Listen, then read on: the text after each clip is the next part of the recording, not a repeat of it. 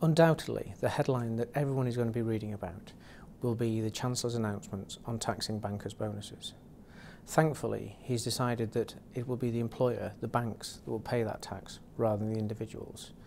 The benefit here is that means that individuals working in other industries will not be inadvertently caught out by this new measure. There is, however, some bad news on the national insurance front. In the last budget, the Chancellor announced that national insurance for employees and for self-employed would increase by 0.5%. He's now doubled that increase, so with effect from April 2011, that increase will be 1%. When that's coupled with the new higher rate of income tax of 50%, that means that in effect we have a highest rate of income tax of 52%, which is considerably higher than many of our competitor countries. That will simply add fuel to the fire of whether individuals will decide that the UK is not the place to do business, and certainly countries like Switzerland would welcome them with open arms.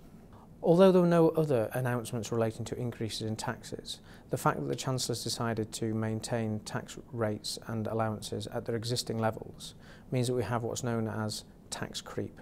And what I mean by that is that as incomes rise, but allowances and rate bands stay the same, more and more people will end up paying taxes at higher rates. A prime example of that is inheritance tax.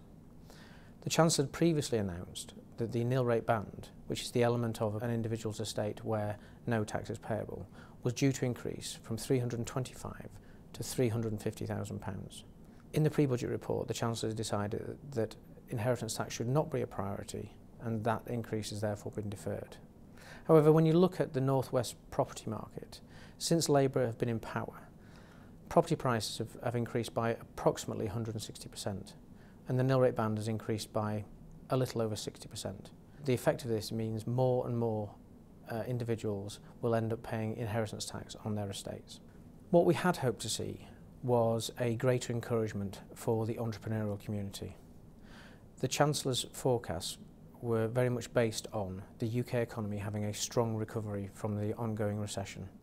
We had hoped to see a greater level of relief available for individuals investing in businesses, and also an extension of entrepreneurs' relief for capital gains tax purposes. Entrepreneurs' relief is a relief that allows successful entrepreneurs to sell their businesses and pay capital gains tax at 10%.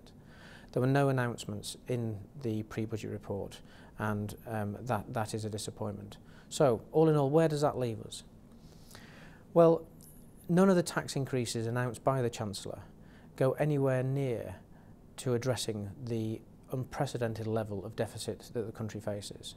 It leaves us asking the question, when will he make those announcements and how painful will it be?